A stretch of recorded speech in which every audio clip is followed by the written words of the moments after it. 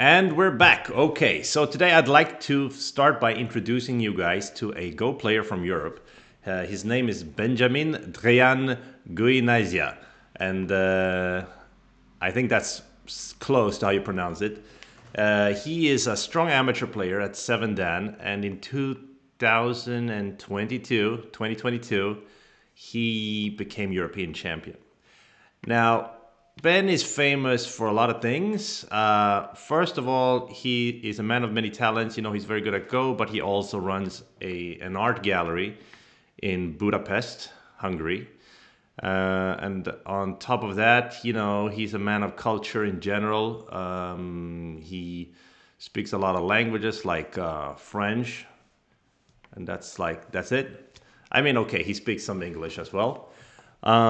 He always wears, preppy clothes like he's going sailing, or maybe not sailing, but he looks like he's about to sit next to a sailboat, basically. And I'm happy to say that I consider him a friend. You know, me and Ben, we've been hanging out countless of times. I think I met him at first in South Korea in Seoul many years ago. I believe I was there for a Go tournament. And since then, we bump into each other every once in a while. Now, Ben is a very nice guy. However, he's also a very arrogant man. Now, I don't know if that's a personality trait or if it's just that he's French. You never know. However, Benjamin famously for last Christmas, this Christmas just passed, he got for himself, I believe, or maybe someone got it for him, a present, which was a mouse pad where he had printed a picture of the game that he won to become European champion. Now, if that's not the height of arrogance, I don't know. However, he did mention something in the post about, that this is arrogance, so there is some self-reflection there. But as you can see, this man needs humbling, clearly. Now, this is where I come in. So, I've played him in a tournament game only once, and that was in the PandaNet, which is the European Team Championships League. And, well, this is it. This is from 2015, the season 2015-2016. And, Sweden managed somehow to draw against France. And that's partly because in my game against Benjamin, I beat him. So we've played one tournament game and I've won. So today we're checking out that game, which is between me, Kanin, and Ben, who is Ben0, often also known as Ben0 online. And I thought also what I would do is I would print this game, maybe not on a mouse pad since he's already got a mouse pad. So I'll print it on a mug and send it to him as a present. So here is a picture from the game, and I've mocked it up here on a mug using some website here. It'll look like this. And that's just for him to have on his desk when he's drinking coffee, just to remind him that even though he's European champion, and even though he's a very strong player, even a schmuck like myself can beat him. So, what can I say? Failure is your best teacher, not success. So he should really be grateful for that. And, what can you're welcome, Ben. You're welcome. So let's take a look at the game. Actually, this is the more interesting part. In the game was played in 2015. So that's right before the AI revolution. So the games weren't, the same. I actually ran it through Katrain, and the level of play was decent. We both had an accuracy rating of something like 80% almost, 79 maybe. So it was pretty high level according to AI, even though it wasn't played in the style of AI. So let's prepare ourselves for the game. I was black, and I was a 5 Dan at the time, and he was a 6 Dan. He was already a quite accomplished, strong player. I was just a random 5 Dan, which I still am to this day. Now, I was black, and at the time, I was going through some, opening inspiration. So I would play this a lot, which is the 5-3. I thought it was fun. and I would play 2 of them. And it was just basically a way for me to, pull the opening into something different. And since I knew the josekis in these shapes, sometimes I could even get an edge on players. So that was decent as well. All right, let me just put this away. So Ben starts with 2 star points, and I play approach and play this Kema. This was very, very standard back in those days. These days it's not as standard. These days attach is much more common. This is the more modern way. And the reason really is because this is basically 100% sente, whereas this Kema isn't sente. AI agrees with that, and indeed players already were hip to that. Even before AI, they realized, this slide is a little bit soft, so we don't have to answer, right? So he didn't answer. He played invasion in the upper right corner, 3-3. We can call it invasion, or we can call it an approach to my stone. But it looks more like he has the 3-3 and I approached his stone, and then he ignored. All right, so then I played this 3-3, which is most of the time a center move, and it was more or less considered a center back in those days. So yeah, that's just a center move you can play, and then I played the corner enclosure in the upper left corner. It's quite normal here, and then white probably wants to add a stone over here, which he did, and then black is interested in the top, so black plays an extension here. Now the opening is very, very sort of solid and peaceful and normal. And I do believe Ben's style is quite solid and peaceful. Like, he doesn't play too many like weird variants or crazy fighting. I think he believes strongly in his positional judgment, his direction of play sense, and his end game. And yeah, I think he's right in believing in those abilities, because he is good at those things. So I believe even back then he had the style of sort of peaceful game. So then white closes the corner over here, which is very natural. Okay, but when you close the corner here, that means I can attack these 2 stones here. So in a sense, white could have also considered playing a low move here to avoid some kind of attack. However, this comes with its own drawbacks. Like, black can lean on the white stones, for instance, like this, to make shape, or even such moves, right? So that's probably why he elected for the high one, because he doesn't want to make me thicker and give me a bit easier time to make territory on the top. Okay, so he closes the corner, so naturally black is going to attack over here. Yeah.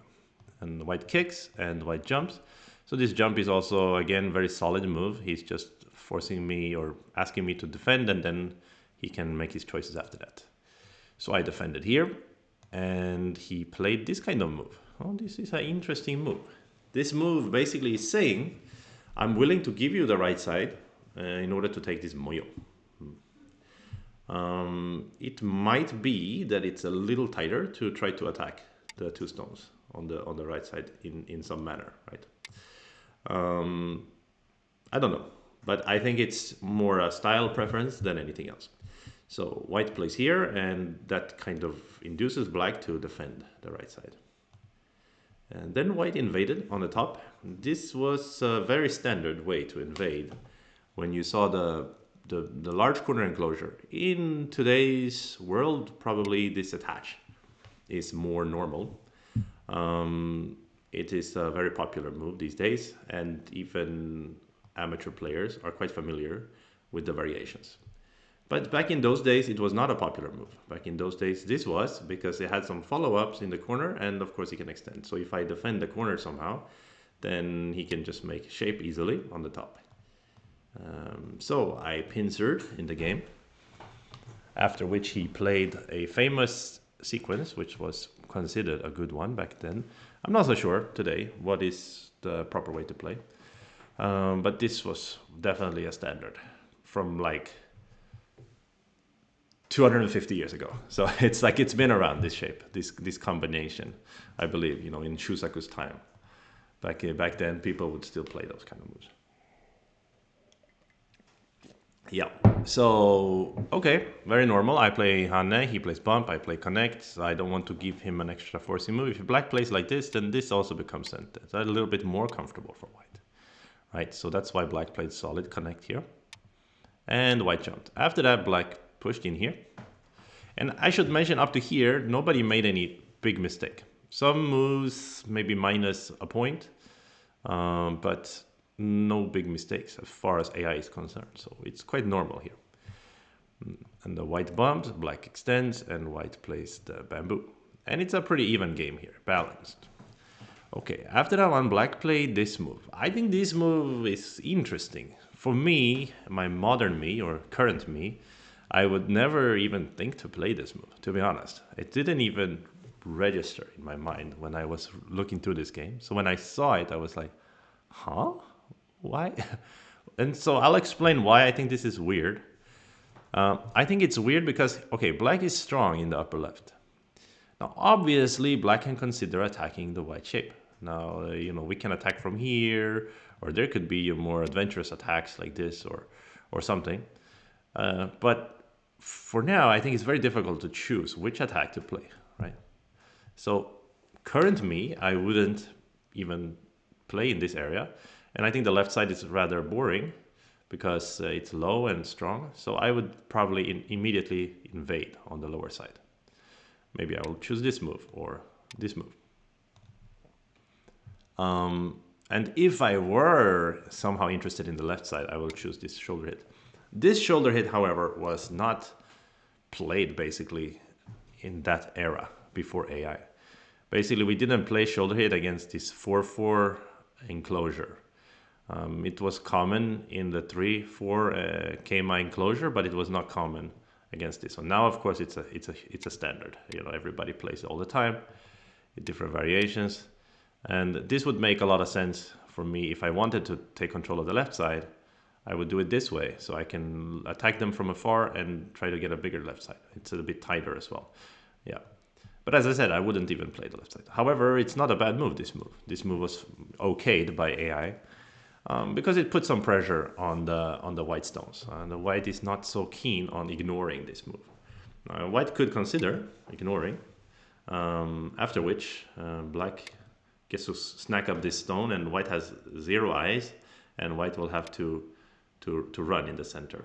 And it's a liability, it's a burden for white. So probably white wants to answer. So white decided to answer this way, which is tighter for territory and also generates a little bit of cutting potential, right? So because you took black's liberties later, this will be center, right? So black has to answer like that. That means you can see that there is potential to attack in this area, or even just make this push center, for instance.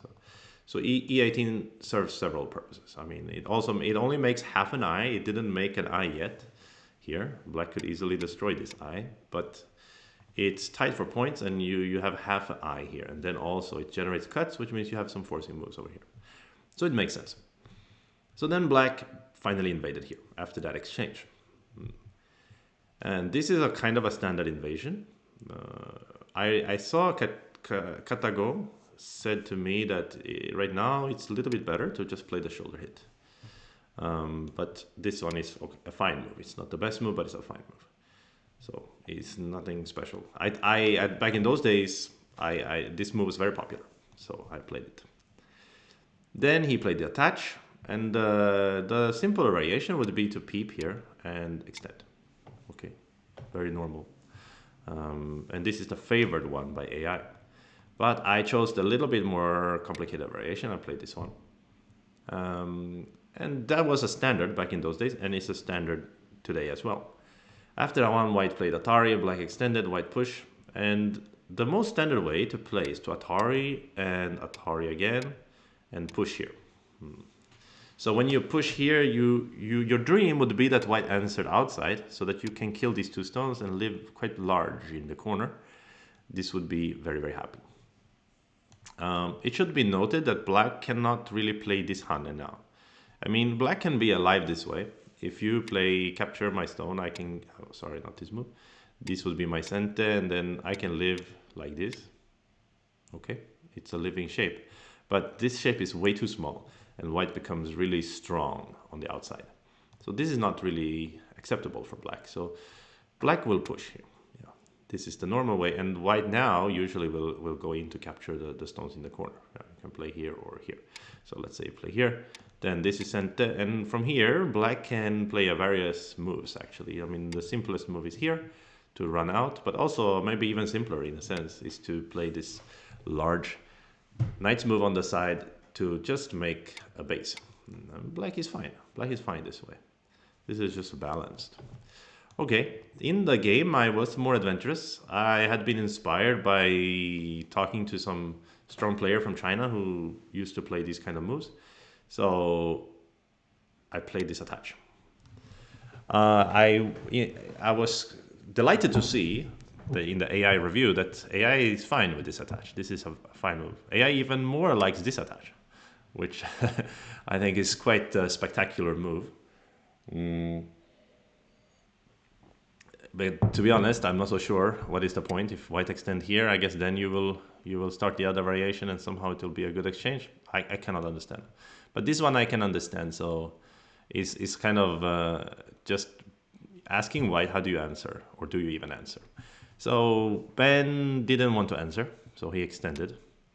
Now this extend makes it so that I can no longer play the variation in the corner, and the corner is basically his territory. I say basically because remember earlier I talked about a variation where black can get a small life in the corner.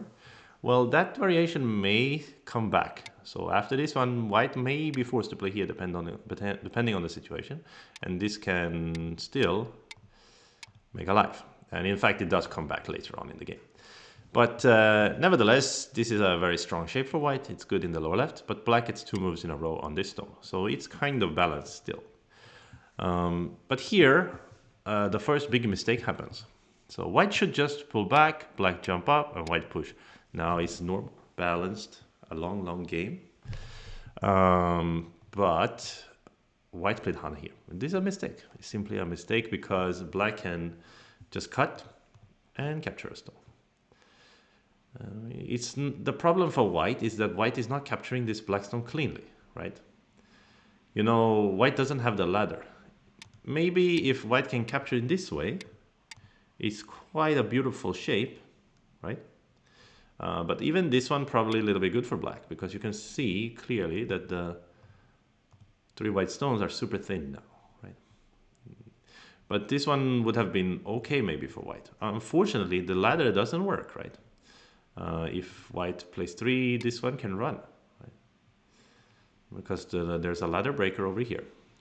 So white was forced to play first this Atari, and then this Atari, and then Atari from here. Well, this means there's a lot of aji left here, okay? Flavor in this black stone. In fact, black pulls it out first to ask a question, and then black just push here.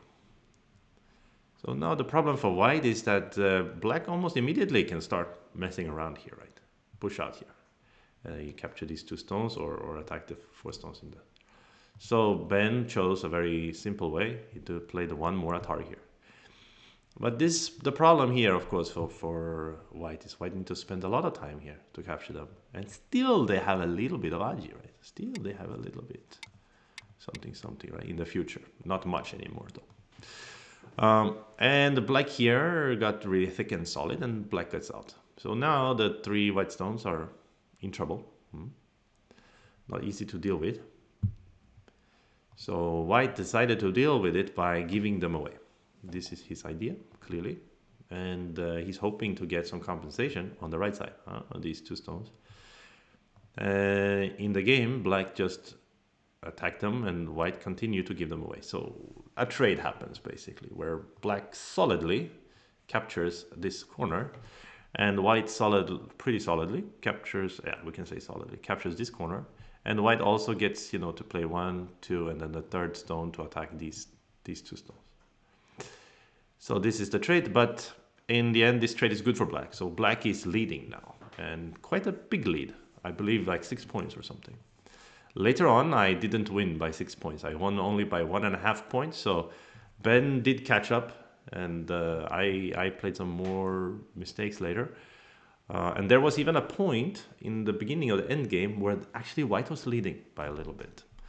But that point never was capitalized on by white. So in the end, black won by 1.5. Okay, so white attacked here, and black played this attack, which has the intention of giving up the stones. Right? It's a bit annoying for white because there's no great way to capture them. Like you can capture this way, but then it's a little bit painful to get this one in center too, right? And in the end, he plays here to avoid that. Unfortunately, this means that I still have a cut here. Yeah. And this cut comes into play later on. This cut allows black to either capture this stone or to connect underneath with a nice little wrapping Tesuji. So, but first black plays a very, very big move. So this move already is starting to activate a little bit of aji over here. But of course, its main purpose is just to take some big points here and stop white from growing this area. So this is already... yeah, black is simply leading. So right now, if I believe... I will be very aware if it was my game right now that I'm leading. I would feel it. But back then, I probably wasn't so sure. I probably was, okay, I don't know. Is this a good trade for me or not? I have no idea. So we'll see. So after that one, I think Ben, on the other hand, was aware that he was behind. So he started some crazy stuff over here. These are crazy stuff, yeah. And I believe at some point in this game, black was leading by maybe 12 points or something. So for him to whittle it down to 1.5 points, or even a half point at some point, it was really well played by him in the end game. But all right, so this invasion is very crazy, but it has something to look forward to, obviously. So I was mentioning it earlier. There is some aji over there, right? So you remember I was talking about this one. I mean, maybe white can even cut from this side, and you have to defend, and you're not quite alive. There will be, some aji like this one, right? You can imagine this one. Now the black is not alive in the corner, but there is a capture here. So white cannot play like this right away. It's not going to be very beautiful. But there is aji. So this is what white is aiming with this move. So that's why black bumped over here. I'm not so sure I had to do that. I think I could have just done this one. But, well, I think I was very nervous probably at the time. So, because he was definitely a stronger player than me then, and as he is now, but he was also then he was a lot stronger than me, almost 2 stones stronger. So yeah, I must have been very not very confident in the fight probably. So he connected here, so it's kind of a success, you could say, because he gets to break my points and connect together. However, it should be noted that now his stones here are very, very floating, and they are not very safe. And at this moment, black also started activating some aji. So actually, I'm curious, what was I thinking back then? Because what if white just bumps here? But I think I have a clue. I think the idea is I atari here and I push here, right? Because if you go to eat the 3 stones and I get this atari, then this become a problem again, right? H3. So this is a testament to how poorly white captured these 2 stones compared to some other variation, which is why this Hane simply didn't work, because this aji came back alive. And of course, if white goes out here, then this is simply working to capture the 2 stones, and black is alive. So I think that's probably what I read at the time, and so black has to defend, which means now, I mean, white has to defend. Now black has it is, in theory, it's a co-alive. I mean, black can make a clean alive. Black plays here, I believe. Wait, let me see. Maybe not. Oh, wait, hold on. So normally this would be the living shape. But actually, in this case, maybe cannot, right? Because there is some funky move like this, right? Is it? Oh, no, there isn't. There isn't. Right? Black is fine. Okay, so black could make a clean life. But then white gets these moves in center. So I think in the game, black played here. Oh, wait. Okay, black didn't play even here. Sorry, I misremembered from the review. But later on, I think black played here. So when black plays here, there's some kind of variation, like you can play here, and if black play here, you can capture. There is a ko here, but this ko is like not scary at all for black, basically. So yeah, that the b5 can be considered center, basically. And if white answer, then black can live like this, even bigger. Yeah. Okay, so finally black started to attack the white stones by playing Hane and connect. So now white has 0 eyes, and white needs to run out into the center. And then black play this one. This is a bad move, this attach. It's not the best way to attack this shape. But to be honest, I'm not so sure if I'm playing now what I would do. It seems not so easy to say, but yeah. I understand the feeling that black wants to play around here, because it's a bit scary if we try to do something and this cut becomes activated, right? It can be frightening. Plus there's a cut at the d13 as well. So I think black was probably motivated by those problems to play this move. But this move kind of helped white to make shape. And then black played this tiger's mouth, try to fix his cut and generate a cut here. At this moment, white should keep playing. White should Atari here. And even though black can play like this, white gets a pretty good shape outside because there's a cut here. So yeah, white is solid, but Ben played a little bit out of pocket here. So after I made these mistakes, helping white to get stronger, he also made a mistake. So he played here to kill the lower left. Of course, this move is big. It's very big to kill the lower left.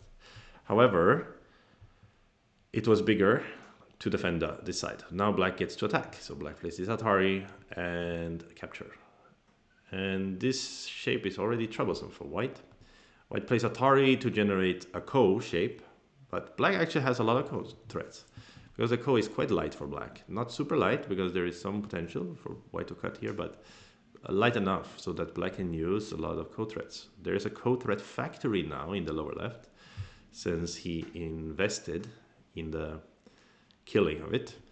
So after this one, black played Atari, and white captured, and the black extended here. So already there's still a problem here. It's so sad for white. And then, yeah, that was a ko threat, and white used some ko threat locally. And then black gets this cut. This cut is just a good move to begin with, but it's also works as a ko threat, because white cannot let black play s13 to capture. It's too big. So white played this Atari, and yeah, used this ko threat, and black used this ko threat here, again making it painfully obvious that white captured these stones in an inefficient manner. And yeah, then black plays this move as a ko threat, but not only a ko threat, this is the follow-up here in this shape to actually save these 2 stones anyway. So then finally white felt, okay, I don't have ko threats, let me connect here. And then black continued in the right side. So there's already a small gain. You forced white to connect here. Black is all connected in the center. And now black also gets to wrap under here and save these stones. So this is a neat little variation here, because white cannot go to capture this stone because Atari, and you get captured, so it doesn't work.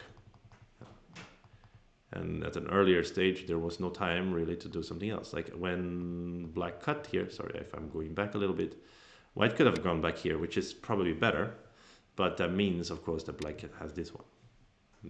That means that black has this one. So white is still paying a price, but I think he paid a dearer price in the game by playing this Atari. He might have missed this move at the time, who knows. Okay, so finally this is what happened. And let's not watch the whole end game. So after this one, the game continued. There was this ko got reactivated, and black managed to threaten to cut white here in the ko. In the end, black even backed off from that ko and let white connect everything, and didn't even get a ko threat in return. But still, black was leading. So black was leading a lot from this point, but in the end, only won by 1.5 points. And there was even a small chance, like for duration in the very early stages of endgame, where white could have turned the game if they had like godlike endgame or computer-like endgame. So in the end, though, black won, and yeah, of course, this video is tongue-in-cheek. Of course, I'm not trying to be, you know, say that I beat Ben or anything like that. But it's quite funny that we played only once, and he is really an arrogant asshole sometimes, and which, you know, it's just part of his charm. But I would say it's something I can hold over his head, is that we've only played once in tournament, and that one time I beat him. So, you know, this is good for his humility, so that he will be humbled, and he will feel that, you know, he has something to look forward to. In spite of all his achievements, he still hasn't beaten Kanin. So that's very good. Okay, yeah, for today, that will be the end of today's video, and I will update you with his reaction to his present. Okay, see you guys next time. Bye-bye.